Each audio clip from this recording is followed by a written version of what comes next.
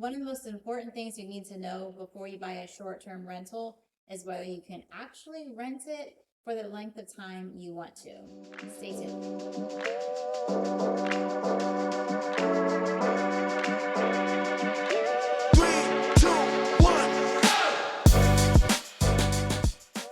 We all know that an HOA may or may not allow you to have a short-term rental in that development. For those of us who are looking for short-term rentals, that always rules out some places that we would really be interested in. But what we learned is that it's not always the HOA you have to worry about. Sometimes it's the city, and sometimes it's even the county. Here's an example. We had an area that we were looking at in Florida, big area, like several hours of driving time. And we had spent an entire afternoon driving around a town that we absolutely loved. Now, keep in mind, we had a realtor. The realtor was showing us places.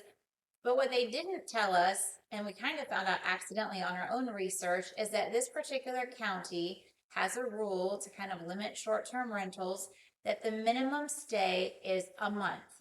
That's right, 4 weeks, which is not at all what we were looking for. We don't like any minimums, or at least it can't be more than a week, because it can really limit who can stay there for how long if they're just looking for a long weekend or something like that. So what happened for us is that ruled out that entire area. Now, in this particular area, there was an exception. So while the county had a 4 week minimum, a city could change that to a lesser amount. So the city we're looking in has a 2 week minimum.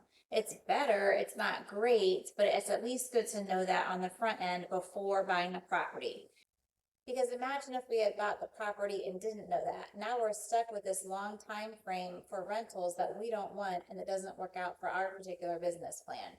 So make sure wherever you decide to look, you know if there are minimums for how long a short-term rental stay has to be. And remember, don't just look at the HOA for that, but also look for the county and the city rules. This place that I'm referring to happens to be Sarasota County in Florida, which is a great area, convenient to airports and the beach and all kinds of entertainment and fun things to do. I'm sure we're not the only people who have had this experience. So comment below if you know of any other areas that has these same kind of rules, or even comment below if you had never heard of this and we can talk more about it. And in the meantime, like, subscribe, and you can get more content that will help you in your short-term rental experience.